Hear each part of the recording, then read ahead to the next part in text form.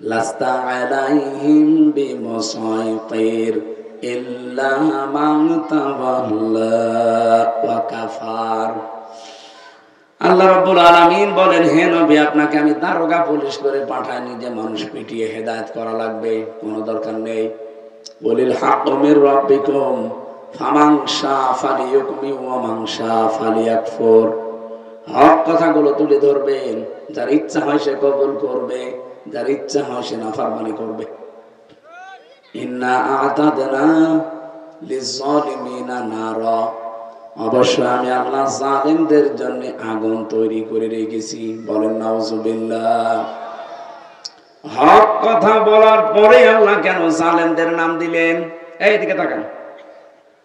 আল্লাহ এই কারণেই দিয়েছেন, যারা হক কথা শোনার পরেও মুখ ফিরিয়ে চলে যায়, আল্লাহর ভাষায় তারা কিন্তু জালেম।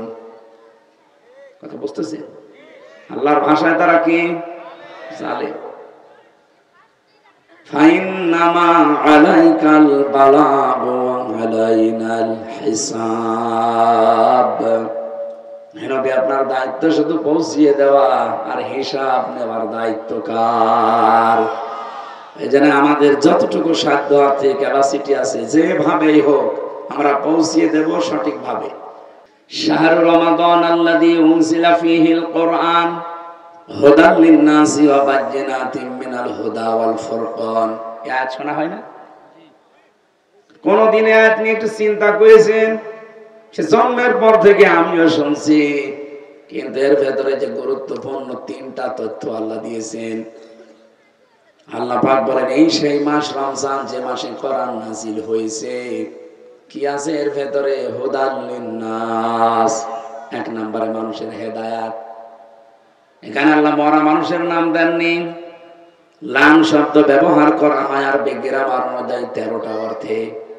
এখানে লাম দিয়ে আল্লাহ জানাতে চেয়েছেন যে জীবিত মানুষদের হেদায়েতের জন্য কোরআন দিয়েছি।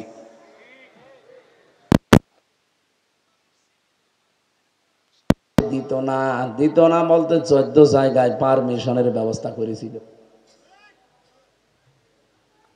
যেহেতু এই সিস্টেম আল্লাহ বাতিল করে দিয়েছেন অলরেডি, এখন এটা আর নেই। আগামীতে কিয়ামত পর্যন্ত বাংলাদেশে আল্লাহর কোরআনের কথা বলতে গিয়ে কারো অনুমতির সিস্টেম যেন চালু না হয়। অনেকে বলছে যে ওরা তো অনুমতি দিত, আমরা হলে আর দেবই না। একটা কথা বললেন আপনি, এটা অন্তত নির্বাচনের পরে বলতে পারতেন। এটা আগে বলা আপনার ঠিক হয়নি। কোরআন শরীফে বাধা দেওয়া মানে হামজাকে বাধা দেওয়া। কি বলেন বলেন? আপনি পারবেন তার সাথে বাধা দিয়ে? আপনার মাথার ভেতরে যেগুলো আল্লাহ কন্ট্রোলে রেখে দিয়েছেন, ফ্রন্টাল লব, অক্সিপিটাল লব, প্যারাইটাল লব, মোটর কর্টেক্স, সেন্সরি কর্টেক্স, লব, এরকম 7টা জিনিস আল্লাহ মাথার ভেতরে, এক একটায় 70,000 তার সেট করা আছে। বিজ্ঞান এখন প্রমাণ করছে, একটা তার যদি অকেজো হয়ে যায় আপনি পাগল হয়ে যাবেন, আপনি মস্তানি করেন। আমির হামজাকে বাধা দিচ্ছেন না, আপনি সরাসরি বাধা দিচ্ছেন একেবারে আমার আল্লাহকে। কারণ কোরআনে কারীম নাজিল করেছেন তিনি, প্রচার করার দায়িত্ব আমার আল্লাহর। ওনার যেহেতু শানে খাটে না, উনি নওগাঁর এই নজিপুর বদনিতলা বামইল এসে বলতে পারবে যে আমার বান্দারা আমি নাজিল করলাম, এটা মেনে নাও, এটা সম্ভব? আর এটা ওনার শানে যায়। এই জন্য আল্লাহ আমাদেরকে দায়িত্ব দিয়েছেন, যারা আলেম হবে আল্লাযীনা ইউবাল্লিগুনা রিসালাতিল্লাহি ওয়া ইয়াখশাউনাহু ওয়া লা ইয়াখশাউনা আহাদান ইল্লাল্লাহ ওয়া কাফা বিল্লাহি হাসিবা। আল্লাহ পাক বলেন, যারা প্রচার করেন, এই মানুষগুলো যখন প্রচার করতে থাকবে আমি আল্লাহর কালাম, তাদের ভেতরে আল্লাহ বাদে আর কারো ভয় থাকবে না। এই আয়াতটার সামনে নিয়ে বাংলাদেশ সহ বিশ্বে যারা কোরআন প্রচার করা আরম্ভ করেছিল, বাতিলরা তাদেরকে আটক করেছিল। শুধু বাংলাদেশে না, বিশ্বের বহু দেশে এরকম বহু আলেম ছেলে আছে। সালমান আর আওদা ইনি আজ পর্যন্ত এখনো মনে হয় জেলে আছে। আমি জেলখানায় গিয়ে ওনার জীবনী পড়ছিলাম। বহুত বড় আলেম, বাতিলরা তাকে জেলখানায় আটক করে রেখেছে। মাওলানা আব্বাস মাদানি 32 বছর জেলখানায়।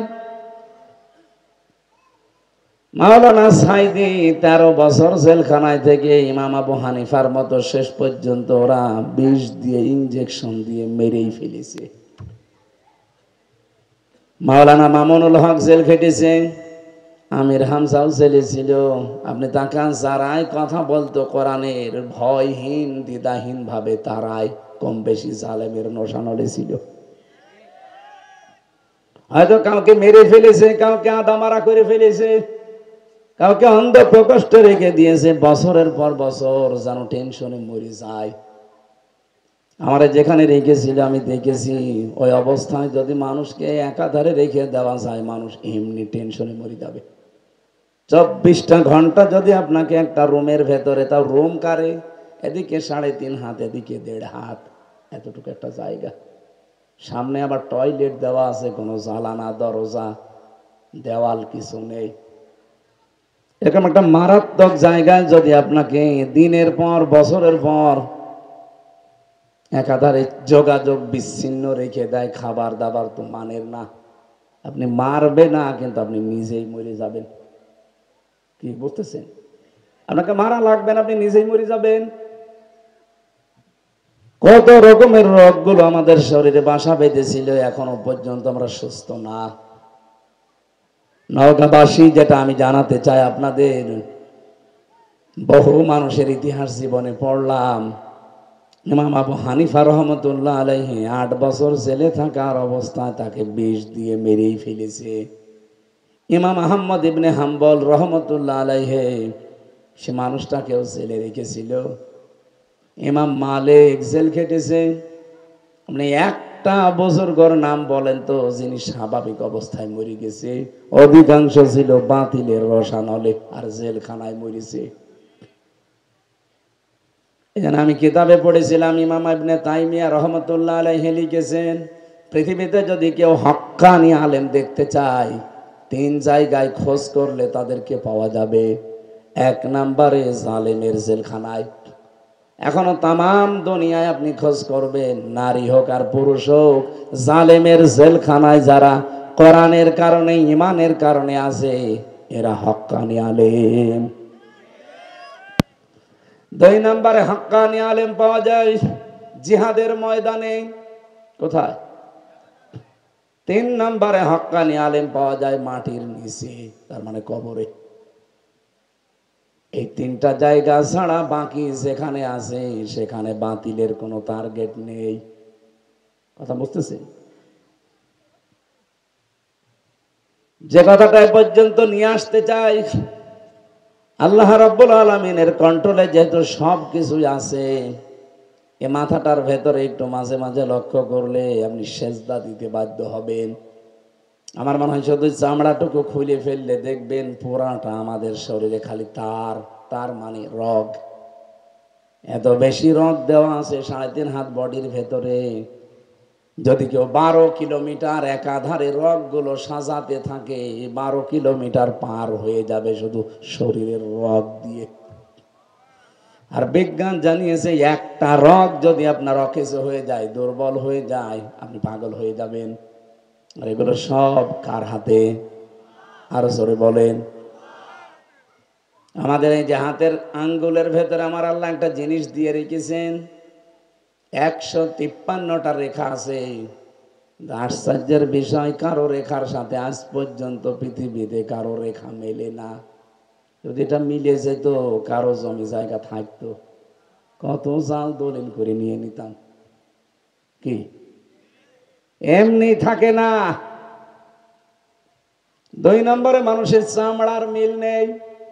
আমার চামড়া মাওলানা মুয়াজ্জিমের চামড়া মনে হচ্ছে দেখতে একরকম, কিন্তু ওনার চামড়া কেটে যাক, আমার চামড়া নিয়ে লাগিয়ে দেবেন, জোড়া তো লাগবেই না, আরো পছন্দ ধরবে। অথচ আমার শরীরে, ওনার শরীরে চামড়ার সংখ্যা আছে 9700। প্রকার। কত আপনি চিন্তা করতে পারেন, এতগুলো চামড়া আমার 3.5 হাত বডিতে, কিন্তু কোন জায়গার সাথে কোন জায়গার চামড়ারও মিল নেই। এক একটা চামড়ার গুণাগুণ এক এক রকম। সব জায়গার চামড়া যদি এক হয়েছে, তো আপনার হাতের তালুতে যে চামড়া আছে, ওপরের অংশেরটা যদি নিচে দিত, জীবনে কিছু ধরতে পারতেন, আর ধরলেও আপনি টিকে থাকতে পারতেন। কারণ এর উপরে যত ঝড় ঝাপটা যায়, উপরের উপরে এত যায়। শরীরের শুধু 2টা জায়গার চামড়ার হালকা মিল পেয়েছে বিজ্ঞান। একটা এই যে হাতের উল্টা পিঠ যেটা, আর কাঁধের উপরে যে চামড়াটা আছে এইটা। এটা বিজ্ঞান প্রমাণ করেছিল ফ্রান্সের 3 জন বিজ্ঞানী একটা অজু দেখে। নদীতে পাশ দিয়ে যাবার সময় দেখে এক মুসলমান নদীতে অজু করছে। অজু করতে করতে মানুষ কিন্তু এই আঙ্গুল দিয়ে এভাবে ঘাড় মাসা করে না, এই তাকাচ্ছে। এই দৃশ্য দেখার পরে 3 জন দাঁড়িয়ে গেছে। লোকটাকে ডেকে বলছে, ভাই আপনি কোন গবেষণাগারে গবেষণা করেছেন? আপনি তো আমাদের বাবা। কিসের গবেষণা? আপনি এই যে এখানে হাত দিয়ে পানির যে ছোঁয়া দিলেন, এটা কোথায় পেয়েছেন এই তথ্য? আপনি মনে হয় আমাদের চাইতেও বেশি গবেষণা করেন। আমরা আজ 12 বছর একাধারে চামড়া নিয়ে গবেষণা করছিলাম, যে এক এক জায়গার চামড়া তো এক এক রকম, তো মিল আছে কোনটার দেখি। সর্বশেষ আমরা পেয়েছি এই হাতের উল্টা পিঠের চামড়া আর এই কাঁধের এই চামড়া একরকম। যদি কেউ 5 থেকে 6 বার দিনে রাতে 24 ঘন্টায় এখানকার পানি নিয়ে এখানে লাগাতে পারে, তাহলে তার এখানে যে রগগুলো আছে এগুলো সতেজ থাকবে, এগুলো অকেজ হবে না। আমরা 12 বছর গবেষণা করে করে এই তথ্যটা পেয়েছি, আর এসে দেখছি আপনি আগেই তথ্য বের করে ফেলেছেন, আপনি আমাদের বাপ। লোকটা বলছে, আমি গ্রাম্য মানুষ, বাপ না দাদা জানি না, তবে সিস্টেম আমার না, এ সিস্টেম আমার নবী 1500 বছর আগে আমারে শিখিয়েছে। এই জন্য একটা জায়গার চামড়া শুধু একটু আলাদা, একটু হালকা মিলে, তাছাড়া বাকি 9768 প্রকারের চামড়া কোনোটা মিলছে না। আমি একটা আয়াত পেয়েছি এই তথ্যে, ওয়ালা তাজিরু ওয়াজিরাতু বিজরা উখরা। এই ভালো করে খেয়াল করেন, আল্লাহ পাক বলেন কেউ কারো বোঝা বহন করবে না। যদিও রাজশাহী, খুলনা এই 2-3 বিভাগের মানুষেরা অনেক সচেতন আছে, বিশেষ করে চট্টগ্রাম, সিলেট আর এই যে ময়মনসিংহ, এই 3 বিভাগের লোকের তো বিশ্বাসী এই যে বাবা ছাড়া পার হওয়া যাবে না। অনেকেই মনে করে যে বাবা আছে, আমার চিন্তা নেই। আর ওই বাবাগুলো ওদেরকে বোঝায়, তোর কোনো টেনশন নেই, আমি কিয়ামতে তোরে পার করে দেব।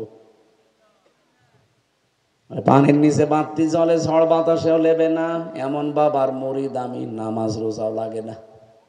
কি বাবার মুরিদ হয়েছে দেখেছেন? একটু খেয়াল করে শুনবেন, আপনাকে আমি একটা তথ্য এখান থেকে দেব। আল্লাহ বলেন কেউ কারো বোঝা বহন করবে না, তার উৎকৃষ্ট প্রমাণ তোর চামড়া। তোর শরীরের চামড়া মুয়াজ্জিমের সাথে মেলে না, লাগিয়ে দিলেও পছন্দ ধরবে। হ্যাঁ, চামড়া যদি ভালো বানাতেই চান, তাহলে আমার শরীরের কোনো চামড়া এনে আমার এই কাটা জায়গায় লাগিয়ে দেবেন, ভালো হয়ে যাবে। কি কথা বুঝতেছেন? এই ঘুমিয়ে পড়লে কথা বুঝতেছে? ওনার চামড়ার সাথে আমারটা মিলছে না, দিলে পছন্দ ধরে যায়, আর উনি আমারে বোঝায় কিয়ামতে তোর পাপের বোঝা আমি বহন করে দেব, আর আমি বুঝে ফেলি ওটা একটা ভণ্ড আর আমি পাগল। বসেন, এরকম ভণ্ড আর পাগল দেশে নেই। আরো জোরে বলেন। কারো উপরে ভরসা করে লাভ নেই, আপনি নিজের কাজের উপরে ভরসা করবেন। আপনার যতটুকু কাজ কারবার আল্লাহ কিয়ামতে ওইটার উপরে ভিত্তি করে হয় জান্নাত না হয় জাহান্নাম দেবে। এর চাইতে আমি আর স্পষ্ট বলতে পারলাম না। এরপরেও যদি কেউ পরিবর্তনের নিয়ত না করেন, আমার মনে হয় আজরাইল দেখার আগে আপনি আর ভালো হবেন না। আপনি তো এখনো ভরসা করে আছেন না আমার বাবা আছে। কিসের বাবা আপনার? বলেন তো, বাবা বেশি হওয়া ভালো না খারাপ? যার বাবা বেশি তার জন্মের সমস্যা নেই। আপনার বাবা লাগে কয়টা?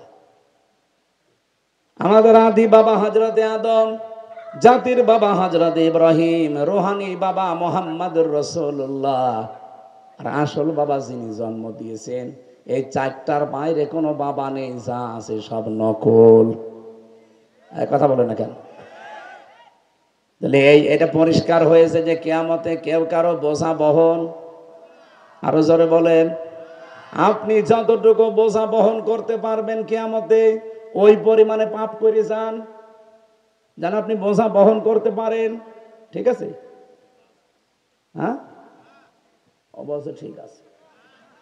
ও না বলছে, আলহামদুলিল্লাহ, এলাকার মানুষ সচেতন আছে। আমি আবার রিপিট করছি, যতটুকু পারবেন কিয়ামতের দিন বোঝা বহন করতে, এতে কতটুকু পাপ করে যান। কারো সুখের জন্য, কারো আনন্দের জন্য, কাউকে শান্তি রাখার জন্য জীবনে কোনো পাপ কাজে পা বাড়াবেন না। হ্যাঁ, আপনার অপরাধের জন্য, আপনি যে বাম হাতের ইনকাম করেন, এই টাকা পয়সা অবৈধ, এগুলো ভোগ করার জন্য আপনার বউ, আপনার ছেলে মেয়ে, আপনার মা বাবা এক পায়ে খাড়া আছে। কি বলেন বলেন? কিন্তু এর দ্বারা যে গোনা হয়, পাপ হয়, কিয়ামতের দিন ওই বউ, ওই ছেলে মেয়ে, ওই মা বাবা আপনার একটা পাপ নিতে রাজি না। এইটার নাম দুনিয়া। আমাল হায়াতুদ দুনিয়া ইল্লা মাতাউল গুরুর। আল্লাহ পাক বলেন পৃথিবীর জমিনটা পুরা ধোঁকা, এমন কোন জিনিস নেই যে ধোঁকা নেই, প্রত্যেকটা। মা বাবা, হ্যাঁ ওইটাও ধোঁকা। আপনি কি মনে করছেন মা বাবা আপনাকে ভালোবাসে? সব না, ভালোবাসে, তাদের স্বার্থ আছে। স্ত্রী আপনাকে ভালোবাসে, তাদের ভেতরেও স্বার্থ আছে। সন্তানাদি আপনাকে ভালোবাসে, স্বার্থ আছে। পৃথিবীতে স্বার্থ ছাড়া কেউ কাউকে ভালোবাসে না, বাসতেও পারে না। এজন্য কার পেছনে পড়ে আপনার বিশাল আখিরাত আপনি নষ্ট করছেন? আমার বউ আমাকে ভালোবাসে, আমি জানি, এটা আমি দেখিও। আল্লাহর কসম, আমি এই যে কোরআন শরীফ মাথায় নিয়ে বলতে পারি, এইটাই বাস্তব। আমি যদি এক্ষুনি মারা যাই, হয়তো আপনারা অ্যাম্বুলেন্সে করে পাঠিয়ে দেবেন কুষ্টিয়ায়। বউ আমার নাশ দেখে আশ্চর্য হয়ে কান্নাকাটি করবে, পাগল হয়ে যাবে, থামানো যাবে না তারে। রাতের বেলা যদি ওকে বলা হয় যে হামজারে পাহারা দাও, ও বলবে পাগল হয়ে গেছেন, রাতে জিন আসবে। পাহারা দিতে পারে, আরো 3-4 জন নিয়ে আসেন। এদিক ওদিক করে পাহারা যদিও দেয়, রাতটা শেষ হওয়ার পরে তাড়াতাড়ি বলবে এখানে আর রাখা যাবে না, বেশিক্ষণ মরা জিনিস রাখলে এখানে আবার আঁচড়াই চিনে ফেলবে, তাড়াতাড়ি মাটিতে দিয়ে দেন। 2-3 দিন একাধারে খাওয়া দাওয়া দেখবেন প্রায় হাফ হয়ে গেছে, শুকিয়ে যাচ্ছে। 5-7 দিন পরে দেখবেন আস্তে আস্তে স্বাভাবিক হয়ে গেছে ম্যাডামে। খুব বেশি হলেও 4 মাস 10 দিনের ভেতর ওর বাবা, ওর মা, 2 জন মিলে আমার মা বাবাকে বলে কয়ে যেভাবে হোক নিয়ে চলে যাবে। বলবে 26 বছরের মেয়ে আর কতদিন রাখা যায়? 4 মাস 10 দিন তো হয়ে গেছে, দেন আমাদের মেয়ে, আমাদের দিয়ে দেন। ঠিক নিয়ে অন্য আর এক হামসার সাথে বিয়ে দিয়ে দেবে। কি সর্বোচ্চ 7 দিন তার সাথে সংসার যদি হয়, 7 দিন পরে বাবার কাছে কল দিয়ে বলবে আব্বা কাজের মতো কাজ করেছেন, আগে যে জামাই ছিল ওর চাইতে এই জামাই আরো 100 গুণ ভালো। আমি একটু বেশি বলি নাই, আমার ম্যাডাম এইটাই করবে। আপনার বউ হয়তো না করতে পারে। যেহেতু এটা রেকর্ড হচ্ছে আজকে, আমার মনে হয় রাতে বাড়ি গেলে আমারও খবর আছে। এখানে আমি আজকে আর যাচ্ছি না, আজকে মুয়াজ্জিম ভাইয়ের কাছে থাকবো। কালকে আছে জয়পুরহাট, শেষ করে বাড়ি যাব, যেতে যেতে যেন ম্যাডাম ভুলে যায়।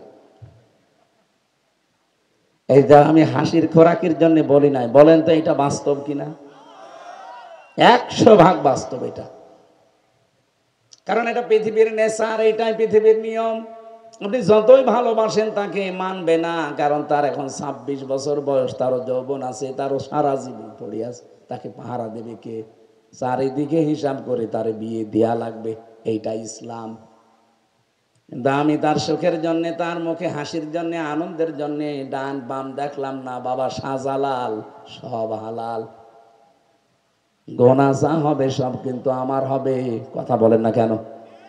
গোনা যা হবে সব আমার হবে। একটা গোনার ভাগ আমার বউ নিতে রাজিও হবে না, আর উল্টা ফতোয়া দেবে। বিয়ে করেছেন আপনি, কি খাওয়াবেন আপনি জানেন? ওইটার একটা অপরাধের গোনাও আমি নিতে রাজি না। জেলখানায় আমার সাথে দেখা হয়েছিল ওসি প্রদীপ, প্রদীপ কুমার, নাম শোনেননি? ওই যে সিনহা হত্যা মামলার আসামি। গাজীপুরের কাশিমপুর কারাগারে যেদিন ওনারে নিয়ে আসলো, আমাকেও কি জানো জিজ্ঞাসা করার জন্য জেলারে ডাক দিয়েছে। যে দেখি ওই যে কেস টেবিল, যেটা যেখানে বিচার করে জেলখানার ভেতরে একটা বিচার বৈঠক আছে, ওই জায়গায় নিয়ে আমাদের দুইজনের সিট পাশাপাশি। ওনারা দেখেই তো আমি চিনে ফেলেছি। বললাম যে দাদা এখন কেমন লাগছে? কেমন লাগবে মানে, হুজুর আমি কিচ্ছু করিনি, আমার কোনো দোষ নেই। অথচ কত মানুষকে যে ক্রস দিয়েছে এই কক্সবাজারের টেকনাফে ওসি থাকাকালীন, ও জানে আর আল্লাহ জানে। এত মানুষকে দুনিয়া থেকে বিদায় করে দিয়েছে শুধু প্রমোশন পাওয়ার জন্য। কত হাজার কোটি টাকার মালিক হয়েছিল ওই শয়তান। পরবর্তীতে এই যে ওর বউ, তো এখন আর বউ নেই, কারণ এখন আর খোঁজ খবর নিতে গেলে তারও সমস্যা। 2 হাত দিয়ে কামাই করেছিল, কি করলেন আপনি? এখন তো সারা জীবন ফাঁসির কন্ডেম ছেলে বসে কাটানো লাগবে। আর যদি মাফও হয় তাও কমপক্ষে 30 বছর জেল খাটা লাগবে। তারপরও তো হাসিনা থাকলে হয়তো, হাসিনা নেই, ও নেই, তার মানে দুনিয়ার জীবনটা ওর শেষ।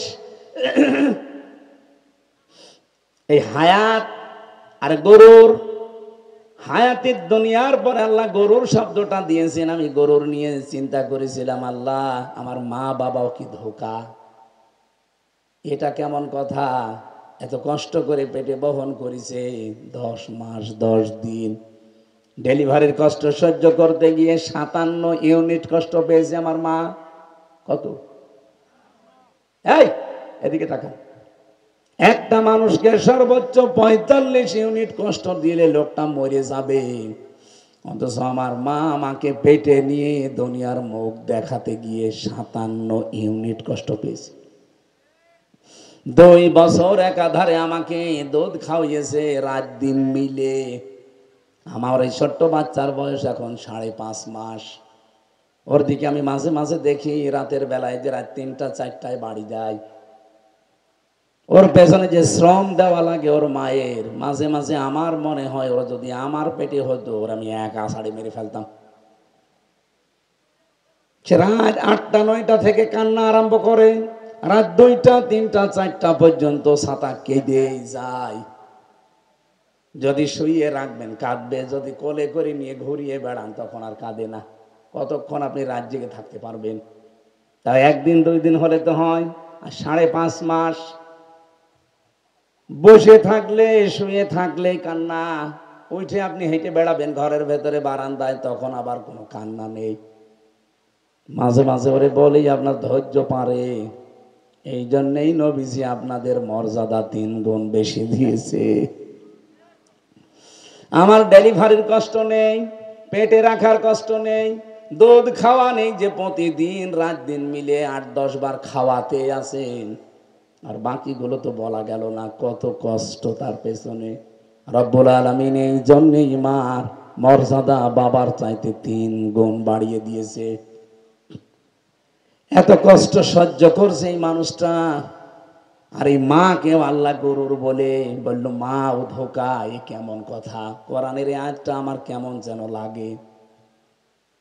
পরবর্তীতে একা একা থাকলে আমি ভাবলাম না কথাটা ঠিক আছে। আমি আমার 3 পুরুষ মিলাই মাঝে মাঝে, এই এদিকে তাকান, আমার বাবার নাম জাহান আলী সর্দার, রিয়াজউদ্দিন সর্দার। তার বাবার নাম জাহান আলী সর্দার, তার বাবার নাম নমাজ আলী সর্দার। এরপরে আমি আর চিনি না, আর আমার জানাও নেই। আল্লাহর কসম, এই যে কোরআন শরীফ আমার সামনে, নমাজ আলীর বাবা মরে গেছে, আমি ওনার নামও জানি না, আর দেখিও নি। এখন ওই লোকটা যদি কবর থেকে এখন এসে কুষ্টিয়ায় বলে যে এই 2 তলা বাড়ি আমার, এই ভিটা আমি বানিয়েছিলাম, এখানে আমি থাকতে চাই, বলেন তো দাঁত মুখ সব খুলে ফেলবো না? যে ভণ্ডামি করার জায়গা পান না। কিসের নমাজ আলীর বাপ আপনি? আমি তো নমাজকে চিনি না। আপনার যদি থাকার জায়গা না থাকে, সর্দারপাড়া মসজিদ আছে, ওই মসজিদে রাতে বারান্দায় একটু থাকেন, সকালবেলা কেটে পড়বেন, এই এলাকায় যেন আপনাকে না দেখি। কারণ নমাজ আলীর বাবা যে বয়সে মারা গেছে, যতদিন আগে, ওই বয়সের মানুষ এখন দুনিয়ায় আর নেই, কারণ ওনাকে আমরা এখন আর কেউ চিনিও না। বাংলাদেশের মানুষেরা, নওগাঁর মানুষেরা ভাবেন তো নিজের দিকে তাকিয়ে, আপনি যদি খুব বেশি হলেও 100 বছর পরে এই নওগাঁ নজিপুর বাজারে আসেন, এই বামইলে এলাকায় এসে বলেন যে এই বাড়ি আমার, এই জমি জায়গা আমি কিনেছিলাম, ওই সময় যারা এখানে বাস করবে, আল্লাহর কসম আপনাকে বাড়িতে উঠতেও দেবে না। এদের পেছনে পড়ে কোন কারণে? ডান হাত বাম হাত দেখেন না? 2 হাতের ইনকাম করে সম্পদের পাহাড় গড়ে আপনি কি করবেন? হ্যাঁ, যদি আপনি কিয়ামত পর্যন্ত হায়াত পেতেন, তাহলে আমি একটা ছাড় দিতাম যে করেন। কিয়ামত পর্যন্ত না বসে আছেন, উঠে দাঁড়াবেন, সে গ্যারান্টিও হাতে আছে। আছে। এখানে দায়িত্ব হচ্ছে আমাদের আপনাদের কাছে পৌঁছিয়ে দেওয়া। মানা না মানার ব্যাপার যেহেতু আপনাদের, আমি আমার মন থেকে আজকে আয়াত থেকে যে তাফসীর পড়েছি, বুঝেছি, আমি যতটুকু বোঝাতে পারি আমার মন থেকে বলছি। আপনি নীরবে নিস্তব্ধ ভাবে দিলের কান লাগে একটু শোনেন, দেখেন আপনার জীবনে পরিবর্তন আসবেই আসবে। কারণ কথাগুলো সরাসরি কার? আমি হামজা তো অ্যাডভার্টাইজ করছি মাত্র। রব্বুল আলামিন বলেন, ইন্নাল্লাযীনা আমানু ওয়া আমিলুস সলিহাত, অবশ্যই যারা ঈমান এনেছে, এরপরে সৎ আমল করেছে। আবার এদিকে থেকান, আল্লাহ কি বড় কোরআন শরীফের কোন জায়গায় এমন আয়াত দিয়েছে যারা ঈমান পেয়েছে? কোন জায়গায় পাবেন না যারা ঈমান পেয়েছে। আল্লাহ বলেন, ইন্নাল্লাযীনা আমানু, ইয়া আইয়ুহাল্লাযীনা আমানু ইল্লাল্লাযীনা আমানু, যারা ঈমান এনেছে। আমরা কিন্তু সত্যি বলছি, এখানে যারা আছি একজনও ঈমান আনি নাই, আমরা ঈমান পেয়েছি। কি বাপদাদা মুসলমান ছিল, ঘরে এসেছে, এজন্য ঈমান সরাসরি পেয়ে গেছি। তাছাড়া ঈমান আমরা কেউ আনি নাই। ঈমান যারা এনেছিল, আপনি তাদের দিকে তাকান, ঈমানকে টিকিয়ে রাখতে গিয়ে এই মানুষগুলো কত কিছু ত্যাগ করেছে। এবার আসেন, ঈমান কি? এই পৃথিবীতে একজন ঈমানদার থাকাকালীন আল্লাহ এ দুনিয়া ধ্বংস করবেন না। নওগাঁবাসী, এটা রেকর্ড হচ্ছে আমার সামনেই। 5,000 10,000 মানুষ না, 18 কোটি মানুষ আমি সামনে নিয়ে বলছি। একটা মানুষ তামাম দুনিয়ায় আল্লাহ আল্লাহ বলার মতো থাকলে আল্লাহ এই দুনিয়া ঠিক রাখবেন। যেদিন দেখবে আল্লাহ বলার মতো একজনও নেই, আল্লাহ বলেন আমার এই পৃথিবী আর দরকার নেই, সব টুকরা টুকরা করে ফেল। নবীজি জানিয়েছেন, একজন ঈমানদারের মূল্য কাবা শরীফের চাইতেও বেশি, এমনকি জিবরাইল ফেরেশতার চাইতেও বেশি। কি মর্যাদা ঈমানদারের! উলাইকা হুম খায়রুল বারিয়া, বারিজন মানে সৃষ্টি, খয়ের আখিয়ার থেকে সর্বোত্তম সৃষ্টি যত আল্লাহ বানিয়েছেন, সব চাইতে সর্বোত্তম সৃষ্টি হচ্ছে ঈমানদাররা। কারা? ঈমান কি এটা?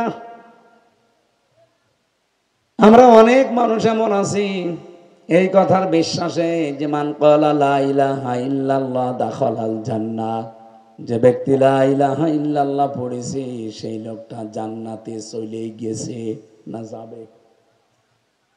হ্যাঁ, না আলেম না, না যাবে না। দেখো না, এটা মাঝি চলে গেছে। প্রশ্ন আসতে পারে আমরা তো এখনো মরি না, এতে জান্নাতে গেলাম কি করে? জবাব হচ্ছে, সত্যি যদি কেউ লা ইলাহা ইল্লাল্লাহ এই বাক্যটা যেভাবে পড়া দরকার, যেভাবে বিশ্বাস করা দরকার, যেভাবে কাজ করা দরকার, এই তিনটা বিষয় সামনে নিয়ে করতে পারে, আল্লাহ পাক গ্যারান্টি দিয়েছেন সে যেন জান্নাতে চলে গেছে। এবার আসেন, আমরা লা ইলাহা ইল্লাল্লাহ মুখে পড়েছি না পড়ি নাই? বলেন বলেন, আরো জোরে বলেন। বিশ্বাসও করি না করি না? 100% আমাদের বিশ্বাস আছে যে লা ইলাহা, কোন ইলাহা নেই ইল্লাল্লাহ, আল্লাহ ছাড়া।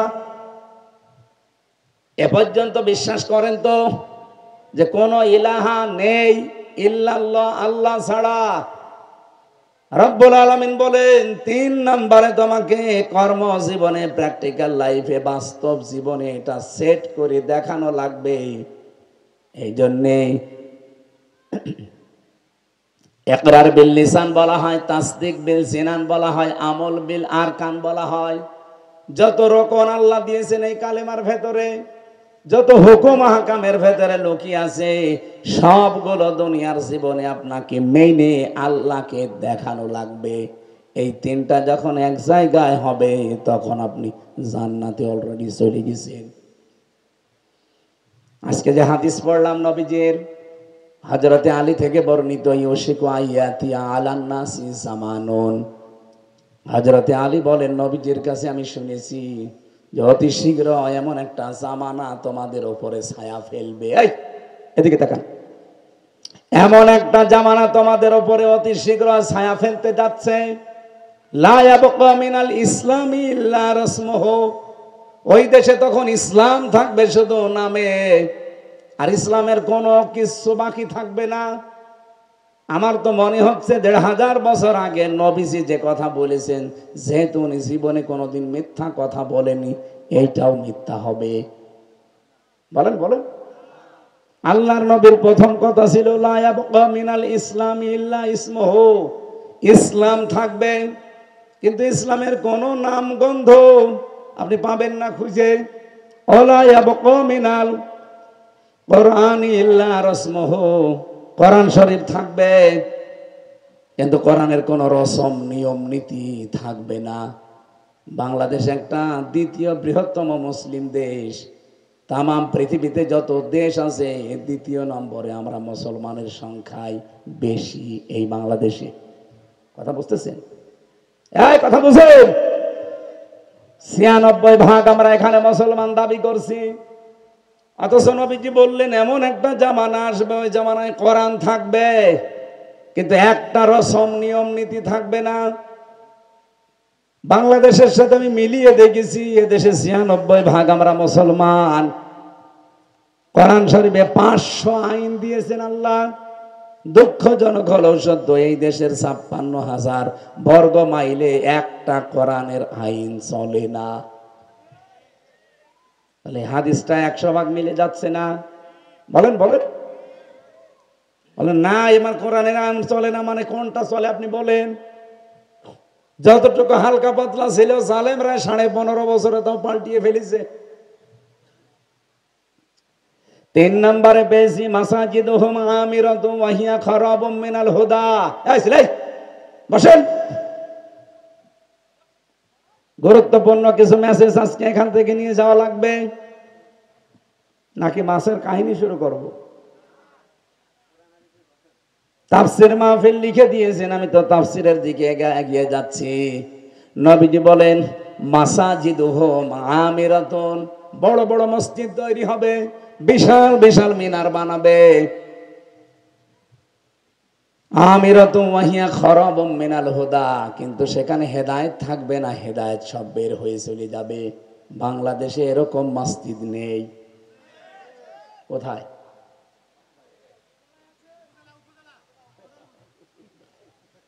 না না, এই হাদিসের ব্যাখ্যায় আমি পড়েছি মসজিদে ইমাম বেঈমান, মুয়াজ্জিন বেঈমান, মুসল্লি বেঈমান, অথচ পুরা মসজিদ ভরে যাবে, মসজিদগুলো চকচক করবে।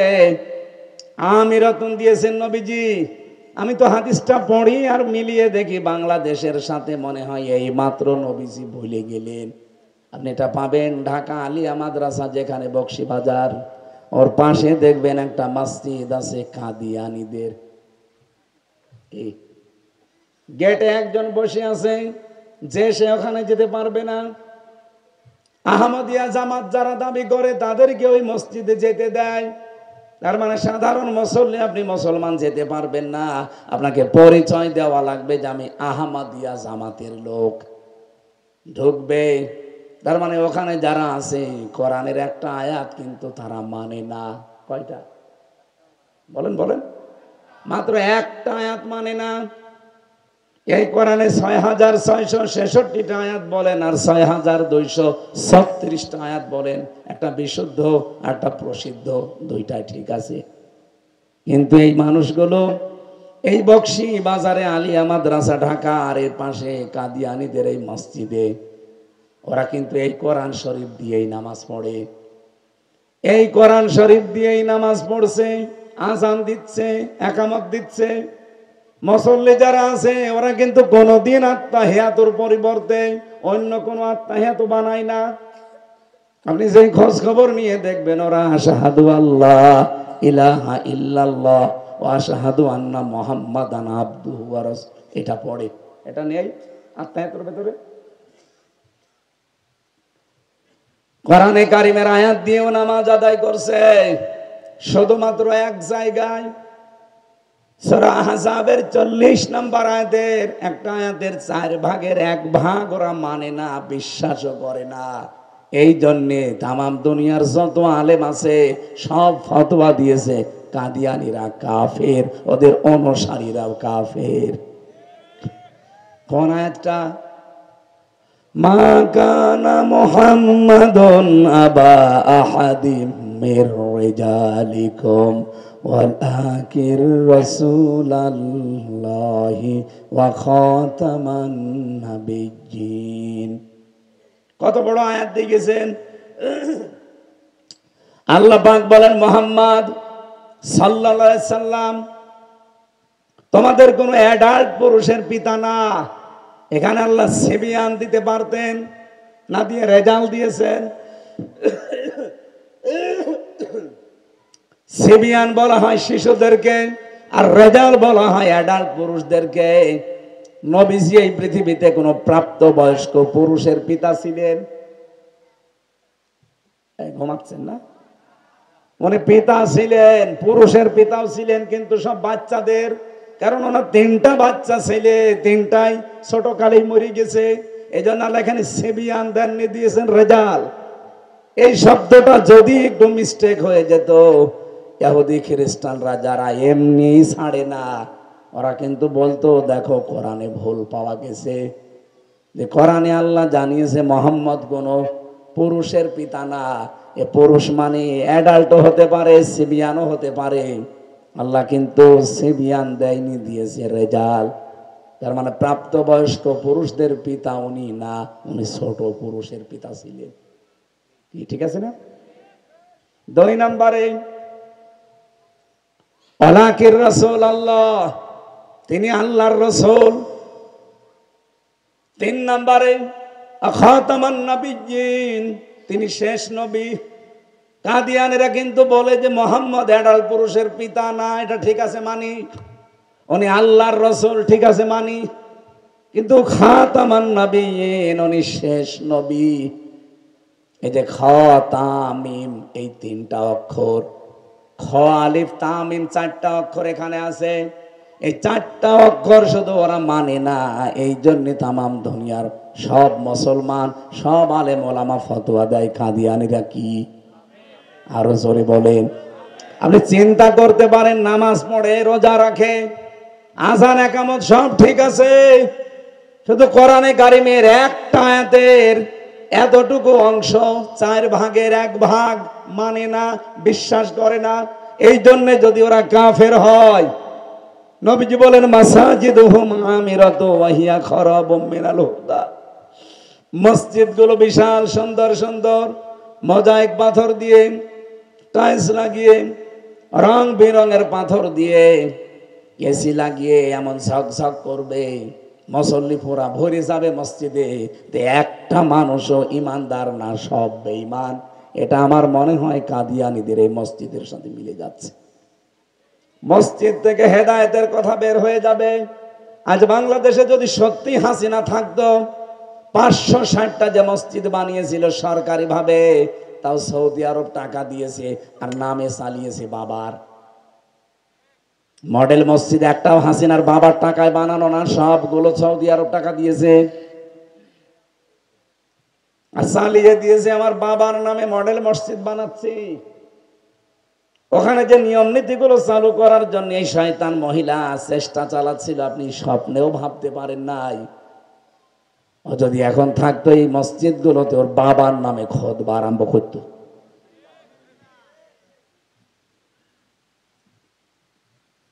খুতবার ভেতরে আপনি একজনের নামে দোয়া করতেই পারেন। আমি এটা কাবা শরীফের ইমামকেও শুনেছি, শহীদ জিয়াউর রহমানের নামে মসজিদে নামিরাতে উনি দোয়া করেছিলেন একবার, 16 সালে শুনেছিলাম। কাবার ইমাম আরাফাতের ময়দানে, এই যে পাশে যে মসজিদে নামিরা, খুতবা দিচ্ছিলেন ওখানে। শহীদ জিয়াউর রহমান এই নামটা উচ্চারণ করে একটা আরবিতে দোয়া পড়লেন, আল্লাহ তার মাথার উপরে তোমার কুদরতের ছায়া বৃদ্ধি করে দাও। একটা কারণ দেখিয়েছি, ওই সময় তিনি আরবিতে কথাগুলো বলছিলেন, বাংলা অর্থ এইটা, লক্ষ লক্ষ মানুষকে নিম গাছের ছায়া দিয়ে এই লোকটা উপকার করেছে। এই মরুভূমির ভেতরে আরাফাতের ময়দানে হাজার হাজার লক্ষ লক্ষ নিম গাছ লাগিয়েছিল, যেটা শাজারাতুজ জিয়া বলা হয়। কে লাগিয়েছে? জিয়াউর রহমান। কাবার ইমাম ওই নাম ধরেই দোয়া করেছিলেন যে হাজারো মানুষের মাথার উপরে যিনি ছায়া দিলেন, আল্লাহ তুমি তার কুদরতের ছায়া তার মাথার উপরে দিও। আর মসজিদ বানিয়ে আপনি বাবার নামে খুতবা আরম্ভ করতেন। এরপরে খুতবাগুলো ইমাম সাহেবদেরকে লিখে লিখে পাঠাতেন যে এইভাবে বলা লাগবে। এই জন্যই তো খারাবুম মিনাল হুদা। নবীজি বলেন মসজিদগুলো ঝকমক করবে, দেখতে আকর্ষণীয় মনে হবে, কিন্তু হেদায়েতের একটা কথা সেখান থেকে বলা যাবে না। ওখান থেকে হেদায়েত আগেই বের হয়ে যাবে। উলামাউহুম শাররুম মিন তাহতি আদিমিস সামা। ওই দেশে আলেমরা ওই দেশের মানুষের কাছে সবচাইতে বড় ঘৃণার পাত্র হয়ে দাঁড়াবে।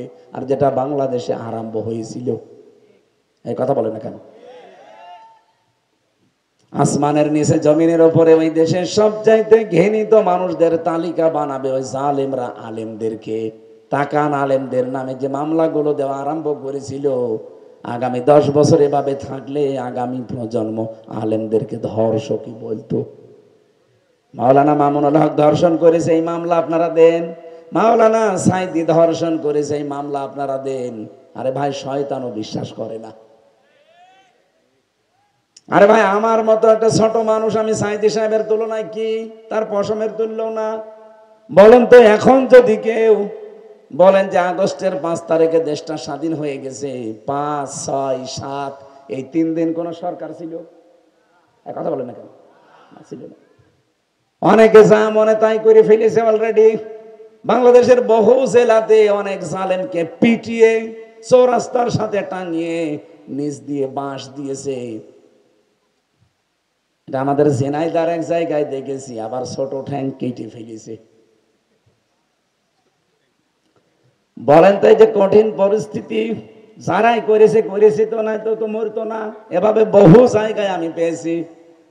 এখন যদি কেউ এই মুহূর্তে আপনাদের কাছে বলে যে আমির হামজাও এই স্বাধীনতা যুদ্ধে, যে আগস্টের 24-এ যেটা গেল, এই যুদ্ধেও মানুষের বাড়ি ঘরে আগুন লাগিয়েছে, মানুষের মেয়েদেরকে নিয়ে ধর্ষণ করেছে, বিশ্বাস করবেন?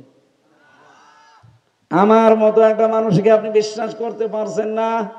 আর আল্লামা সাইদির বিরুদ্ধে 50 বছর পরে এসে মামলা দিল, আর আপনি বিশ্বাস করেন যে না, ও করলেও করতে পারে। আপনি দেখেছেন যে মামলাটা সর্বশেষ ছিল আল্লামা সাঈদীর নামে, সর্বশেষ মামলা ছিল ধর্ষণের মামলা। একটা মহিলাকে পিরোজপুর থেকে সাজিয়ে লিখিয়ে পড়িয়ে নিয়ে এসেছিল মুখস্থ করিয়ে।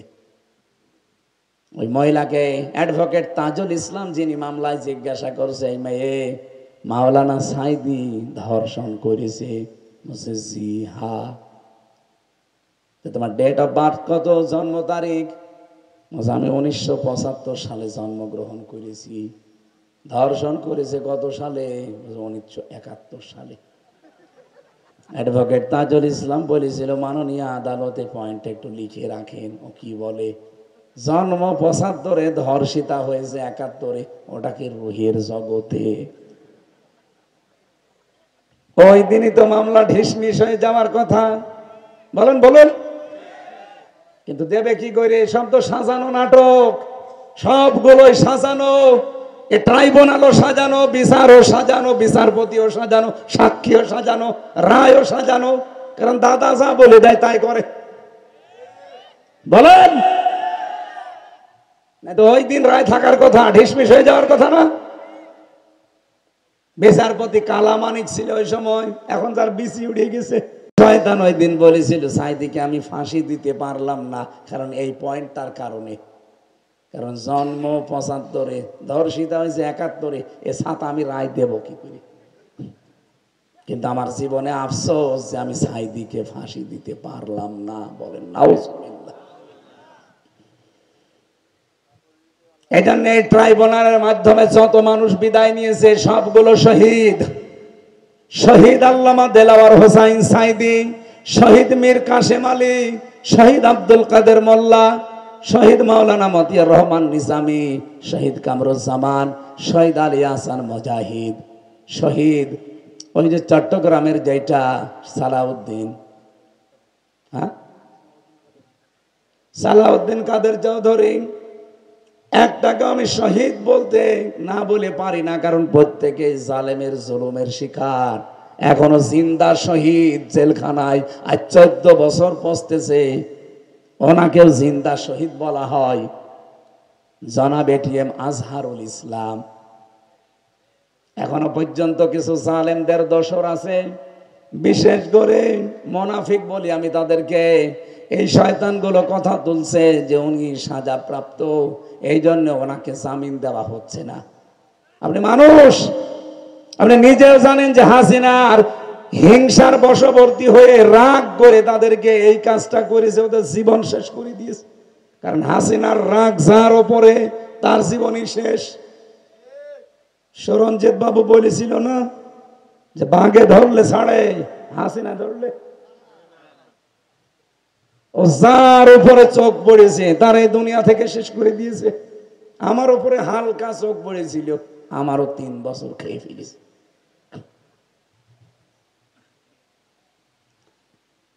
সাজা হয়ে গেলে যদি তার জামিন না হয়, তাকে যদি মুক্তি দেওয়া না যায়, তাহলে তারেক জিয়ার 9 বছর সাজা হয়েছিল, আর তারেক জিয়ার বর 3 বছর সাজা হয়েছিল।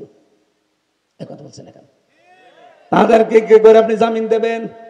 তাদের যদি জামিন হয়, এটিএম আজহারুল ইসলামকে ওই কায়দায় জামিন দেওয়া লাগবে। যারা এগুলো ছড়াচ্ছেন আমার মনে হয় তারা ওই ভারতের 5 গোলাম। কালকের দিন পরে 25 তারিখে আবার রায় আছে। অনেকে মনে করছে কিছুই তো হচ্ছে না। আরে ভাই, ধৈর্যের পরীক্ষা দিচ্ছে একামতে দিনের যারা আছে তারা। আমির জামাত ডাক্তার শফিকুর রহমান অলরেডি ঘোষণা দিয়েছে 25 তারিখে কিন্তু অনেক কিছু দেখতে পারবেন। অনেকে মনে করছে যে এটা মনে হয় মুখের কথা না। ইমান যাদের আছে এদের মুখের কথা আর মনের কথা এক। এই জন্য দেশটা যেন অস্থিতিশীল হয়ে না যায়। আমরা আশা করব হাসিনা যেহেতু নেই, সে যেহেতু অবৈধ ছিল, তার রায় তো অবৈধ ছিল। আমার উপরে যে রায় দিয়েছিল আমারটাও অবৈধ ছিল। এজন্য আমি আগস্টের 5 তারিখের পরে শুধু মামলা তুলতে দেরি। যে মামলা 3 বছর জামিন দেয়নি, 30 বার তুলেছিলাম কোর্টে, সিএমএম কোর্ট, জজ কোর্ট, হাইকোর্ট মিলে, একবারও জামিন দেয়নি। অথচ এটা শুধু সিএমএম কোর্টে তুলতে দেরি, শুধু জামিন না, আমার একেবারে খালাস দিয়ে দিয়েছে। কারণ বিচারপতি বলছে আমরা কি দেখে বিচার করবো, এর ভেতরে কোনো মাল নেই। তাহলে এই 3 বছরের ভেতরে কোনো মাল ছিল বলেন? উনি এইটাই বলতো, হুজুর আমার কিছু করার ছিল না, আমার হাত বাঁধা ছিল, আমাকে যা বলে দিত আমি তাই করেছি। আমার 164 নিয়েছিল যে লোকটা ম্যাজিস্ট্রেট, ওর নাম মনে হয় মামুন, এরকম একটা নাম হবে, কারণ ওই যে ঘরের উপরে লেখা থাকে কক্ষে। এই লোকটা এত বাটপারি করেছে আমার সাথে, 10-12টা পয়েন্টও নিজে লিখেছে জামাত ইসলামের বিরুদ্ধে, দেশের বিরুদ্ধে। আমি আকিস গ্রুপে চাকরি করতাম, আকিস গ্রুপের বিরুদ্ধে এত কড়া কড়া নিকৃষ্ট ভাষা দিয়ে লিখেছে, আমারে পড়তেও দেয়নি। বলছে আপনার ছোট মেয়েটা, আপনার বউ, আপনার মা বাবা নিচে কান্নাকাটি করছে, আপনি শুধু সই করে চলে যান, কয়দিন পরে ছাড়া পেয়ে যাবেন। আমি তখন 164 বুঝতাম না, সই করে দিয়ে পরে এসে শুনছি ও সব কিছু শেষ করে দিয়েছে। ওটা নাকি আমার মুখের জবানবন্দি, অথচ একটা কথাও আমার না। ওই শয়তানকে আমি 3 মাস পরে জেলে থেকে দেখি ভেতরে ঘুরতেছে।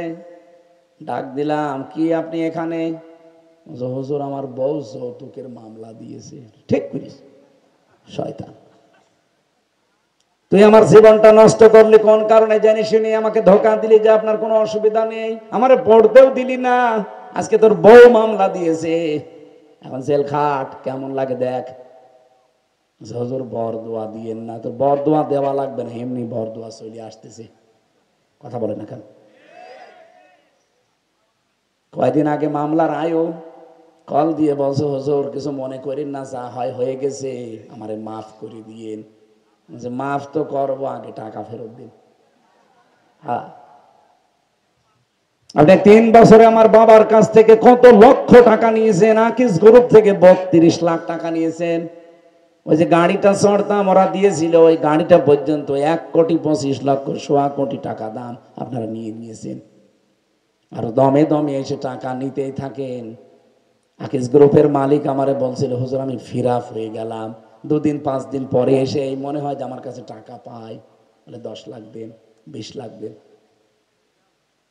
যেহেতু হাসিনা ওই সময় ছিল, বাধ্য হয়ে 10-20 দিতেই থাকতাম। আপনাকে শুধু চাকরি দিয়েছিলাম এখানে, অথচ আপনার জন্য কত কোটি টাকা আমার যে খরচ হয়ে গেছে এই শয়তানদের পেছনে। আর আমার বাবাকে ধোকা দিয়ে বলেছিল, আপনার ছেলেকে কিন্তু 50টা মামলা দেব, তাড়াতাড়ি এক্ষুনি 10 লাখ টাকা পাঠান।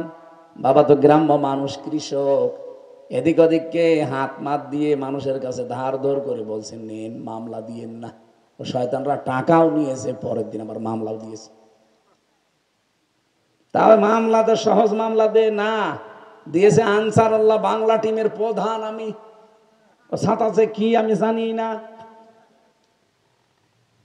এই দেশে জঙ্গি নাটক সাজিয়ে দেশটাকে আবার অস্থিতিশীল করার চেষ্টা আছে হাসিনা। বিশেষ করে এই ট্রেনিং একটা যখন কাজে লাগছে না, এই 2-3 দিন ধরে এখন কিন্তু আর একটা কায়দা কৌশল করছে। আমার নবীকে ওরা নিজেরা গালি দিয়ে আমাদেরকে রাগাতে চাচ্ছে। মনে করছে মুসলমানেরা এবার একটা বিশৃঙ্খলা করবে, মানুষকে হত্যা করে ফেলবে, আর এইটা আমরা বিশ্বের মিডিয়াকে দেখাবো যে এই দেখেন বাংলাদেশে আবার উগ্রবাদ জঙ্গিবাদ মাথা ছাড়া দিয়ে উঠেছে, হাসিনা ছাড়া কন্ট্রোল হবে না। অথচ জঙ্গি বলে এই দেশে কিচ্ছু নেই, সব ওদের সাজানো। বাংলার মুসলমানের রেকর্ড হচ্ছে। বলেন তো বাংলাদেশে যদি জঙ্গি থাকতো, এই 7 মাসে একটা জঙ্গি ধরা পড়েছে? বলেন বলেন। তার মানে সব ওদের বানানো নাটক। বলেন, এই নাটক লিখতো যে সে পালিয়েছে, যাদেরকে দিয়ে নাটক মঞ্চস্থ করতো তারাও পালিয়েছে। এই জন্য এখন আর জঙ্গিও নেই, ধরাও পড়ে না। ভালো মানুষ ধরে নিয়ে যায় বাড়ি থেকে, ওই মাটির নিচে যে আয়না ঘর আছে আমি নিজে দেখেছি, ওই শয়তানরা 2 মাস 5 মাস 1 বছর রেখে দেয়। হাতের নখ চুল দাড়ি গোপ সব বড় বড় হয়ে যায়। তখন 1-2 বছর পরে 1 বছর পরে বের করে বলে এই দেখেন বিশাল জঙ্গি, অথচ কিছুই না। যদি কিছু হতো আল্লাহর কসমে 7 মাসে অন্তত একটা জঙ্গি ধরা পড়তো। আপনারা জঙ্গি মনে করেন কাদের? যারা মানুষকে কোপ দেয়, বোমা মারে। কথা বলেন না কেন? বলেন বলেন। তাহলে বাংলাদেশে এখন তো জঙ্গি তারা যারা আগস্টের 5 তারিখের আগ পর্যন্ত মানুষকে কুপিয়েছে। এই ভিডিওগুলো নেই। ছাত্র ছাত্রীদেরকে যারা কুপিয়েছে এরা বড় জঙ্গি। এই কথা বলেন না কেন? এরা বড় জঙ্গি না? এই জন্যই তো নিষিদ্ধ হয়ে গেছে। আপনারা নিজেরা জঙ্গি বলে আলেমদেরকে নিষিদ্ধ করতে চেয়েছিলেন, আল্লাহ পুরা উল্টি আপনাদের নিষিদ্ধ করে দিয়েছে। সবচাইতে বড় জঙ্গি এখন ওই দলের লোক। এখন ওদের পরিচয় পর্যন্ত দেওয়া নিষেধ। কেউ যদি বলে এই দেশে এখন দাঁড়িয়ে যে আমি ওই দলের লোক, ওরে পিটিয়ে মানুষ জঙ্গি বলে মেরে ফেলবে। কারণ আল্লাহ বানিয়েছে তাদেরকে পুরা উল্টিয়ে।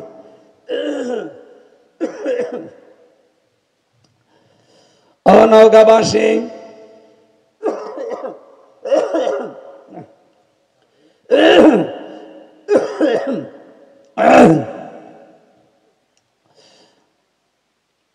আমি যে কথাটা তুলেছিলাম, ইমান বড় দামি জিনিস, যেহেতু ইমান আনলে শ্রেষ্ঠ হয়ে যাওয়া যায়। এই জন্য ইমান কোন মানুষ যদি আনতে চায়, আল্লাহ রাব্বুল আলামিন বলেন তাকে প্রথমে একটা কাজ স্বীকৃতি দেওয়া লাগবে। এখানে যারা ইমানের দাবি করছেন, দেখেন তো আপনি ওই কাজ করেছেন কিনা। এদিকে তাকান। ফামাইয়াকফুর বিত-তাগুতি ওয়া ইউমিন বিল্লাহ ফাকাদ ইসতামসাকা বিল উরওয়াতিল ওয়াসকা লা ইনফিসামা লাহা।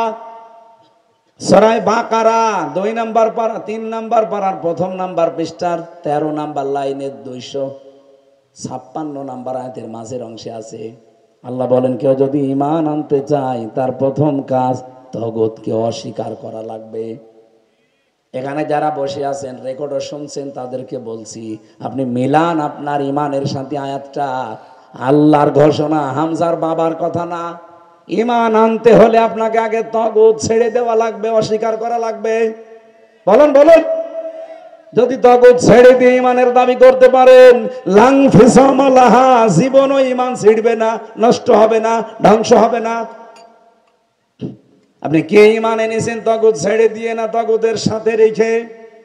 তাগুতের যত অর্থ আছে, 1 নম্বরে অর্থ হচ্ছে নিজে আল্লাহর আইন মানে না, অন্য কেউ মানবে, মানতেও দিতে চায় না।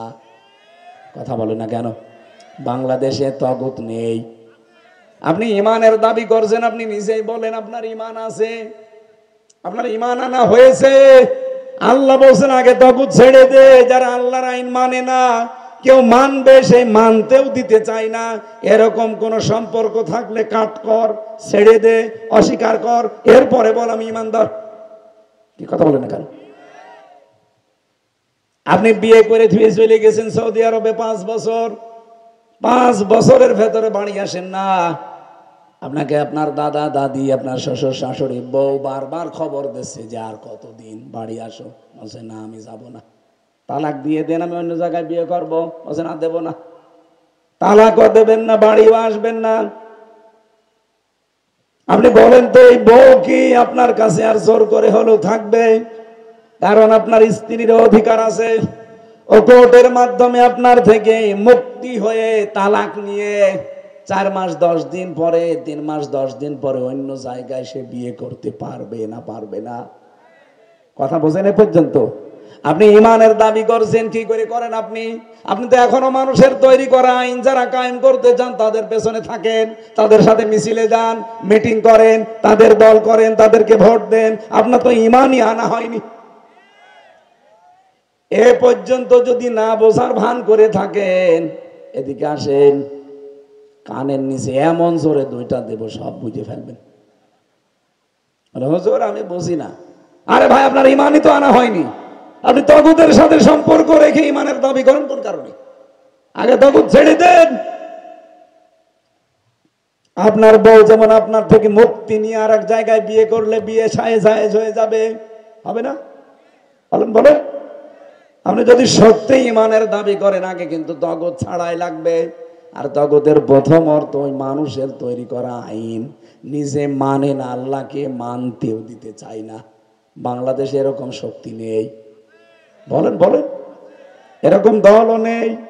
যদি থাকে ওইগুলো আগে ছাড়বেন, অস্বীকার করবেন, ওদের সাথে সম্পর্ক কাট, এরপরে বলবেন লা ইলাহা ইল্লাল্লাহ। আল্লাহ বলেন ফাকাদ ইসতামসাকা বিল উরওয়াতিল ওয়াসকা, এইটা কখনো ছিড়বে না। এজন্য বাংলাদেশে যারা তাগুত ছেড়ে দিয়ে ঈমানের দাবি করে, আপনি তাকান তাদের দিকে। এই যে শিবিরের দেলাওয়ার ভাই, এই ঠাকুরগাঁও বাড়ি, এই লোকটাকে 57 দিন রিমান্ডে নিয়েছিল, তার গরম করে তার লজ্জাস্থানে ঢুকিয়েছে। আমি নিজে তো সাক্ষী। ওনাকে যারা পিটিয়েছে, ফুটবলের মতো লাথিয়েছে, সেই অফিসার আমারও রিমান্ডে ছিল। আমার এসে বলছিল যে দেলাওয়ারকে আমরা ফুটবলের মতো লাথি দিয়েছি, তার গরম করে ওর লজ্জাস্থানে ঢুকিয়েছি। অজ্ঞান হয়ে গেছে, তার পুরুষাঙ্গ পর্যন্ত নষ্ট হয়ে গিয়েছিল। পরবর্তীতে চিকিৎসার মাধ্যমে আল্লাহ আবার ফেরত দিয়েছে। 57 দিন রিমান্ডে, বছরের পরে বছর ছেলে, অথচ জালেমরা এক চুলও তাকে তার আদর্শ থেকে, ঈমান থেকে নলাতে পারেনি। আপনি যদি ঈমান আনতে পারেন ওইভাবে তাগুত ছেড়ে দিয়ে, তামাম দুনিয়া একদিকে, আপনি একা থাকবেন একদিকে, তাও আপনাকে টলাতে পারবে না। আর যদি তাগুতের সাথে মিশে ঈমান আনেন, ওই যে ঈমান এনেছিল মাওলানা রুহুল আমিন, নৌকা মার্কায় দাঁড়ায়, বায়তুল মোকাররমের সাবেক খতিব, নাম শোনেননি? আপনার কি বিবেক মরে গিয়েছিল যে আপনি আর মার্কা পাননি, নৌকা মার্কায় দাঁড়ালেন?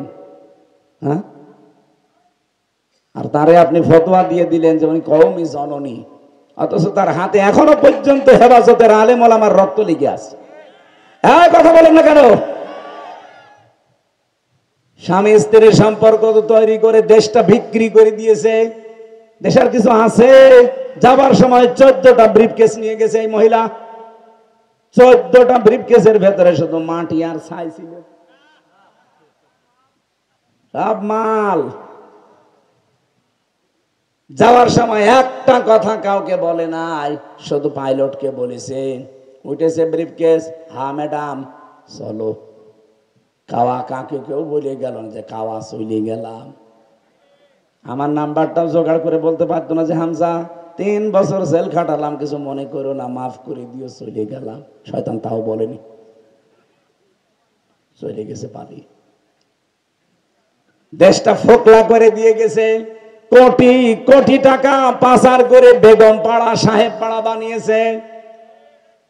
শুধুমাত্র পাবনা রূপপুর থেকে ওনার ছোট বোন ৭৬,০০০ না ৮৬,০০০ কোটি টাকা মারিংকাটি করেছে।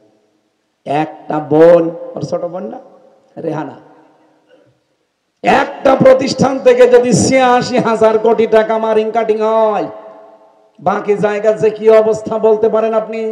পদ্মা সেতু বানিয়েছে, কিসের পদ্মা সেতু? যে টাকা খরচ করেছে ওরকম 4টা বানানো যেত।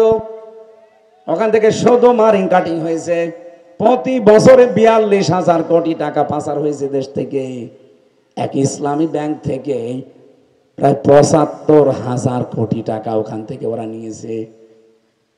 দেশে যতটুকুই তৈরি হয়েছিল শয়তানরা শুধু পাচার, শুধু পাচার। এই জন্য কোনদিন সংসদে চোরের আইন ওরা পাশ করেনি। কোরআনে কারিমে আল্লাহ দিয়েছে, চুরি করলে হাত কেটে দাও।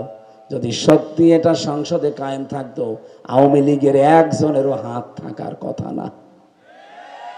আপনাদের পাশের থানা, এই যে সাপাহার, এখানে যিনি ছিল ঘড়িয়াল, এখন কোর্টে যায়, মাঝে মাঝে দেখি দুলতে দুলতে যায়। আমার মনে হয় ওর পেটের ভেতরে শুধু ব্রিজ আর কালভার্ট আর রাস্তা। দায়িত্ব নিয়েছিল খাদ্যমন্ত্রী, শুধু খেয়েছে। কথা বলছে না কেন? শুধু খাওয়া ছাড়া ওর কাজ কি? পৃথিবীতে যারা বেশি বেশি খায় দেখবেন 2টা জিনিস বড় বড় হয়, একটা হচ্ছে পেট আর একটা মোষ। এত বড় বড় পেট হয়, মহিলারা লজ্জা পায় যে ছেলে মেয়ে হয় আমাদের আর পেট হয় ওর। কি পেট গো, আখেরি ভুড়ি। কোলাকুলি করতে যাবেন জীবন ও তার সাথে আপনি বুক পাবেন না। সাধনচন্দ্র মজুমদারের সাথে জীবনে যদি কেউ কোলাকুলি করতেছে ওর বুক পেয়েছেন, আগে ধাক্কা লাগবে ভরিতে। কি বলেন না কেন? আমি তো নিজে কয়েকদিন দেখছি তারে, কারণ আমি যাই আমার মামলার হাজিরা দিতে, ওই শয়তানকে দেখি দুলতে দুলতে আসতেছে।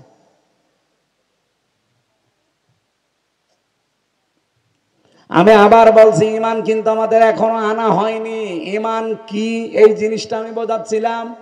ইমান আপনাকে আনতে হলে আগে তগুত ছেড়ে দেওয়াই লাগবে, নয়তো আপনি টিকে থাকতে পারবেন না। আপনি এখন টিকে থাকতে পারছেন না, অর্থের কাছে বিক্রি হয়ে যান, লোভের কাছে বিক্রি হয়ে যান, কোনো কিছু দিলেই আপনি বিক্রি হয়ে যান। এই কারণে আপনার ইমান আনার আগে যেটা করা লাগে আপনি ওইটা করেননি। আমি কি বোঝাতে পেরেছি? তাহলে ইমান আনতে হলে আগে কি ছাড়া লাগবে? আরো জোরে। যারা ইমান আনার আগে তগুত ছেড়ে দিয়েছে আপনি তাকান, তারা মহিলা হলেও টিকেছিল। আমি একটা বই পড়ছিলাম কারাগারে রাত দিন, জাইনাবাল গাজালির একটা মেয়ে লোকের ইমান যে এত শক্ত হতে পারে, 7 বার পড়েছিলাম বইটা আমি ভেতরে। মাঝে মাঝেই মনে হয়তো আল্লাহ, একটা মহিলা এত শক্ত ইমান আনতে পারে। আমাদের আর একজন মুসলিম বোন ডক্টর হাফেজা আফিয়া সিদ্দিকা, জালেমদের কারাগারে কত বছর বন্দী ছিল। তার ইমানকে একজন মেয়ে লোকের ইমান আপনি চিন্তা করতে পারেন?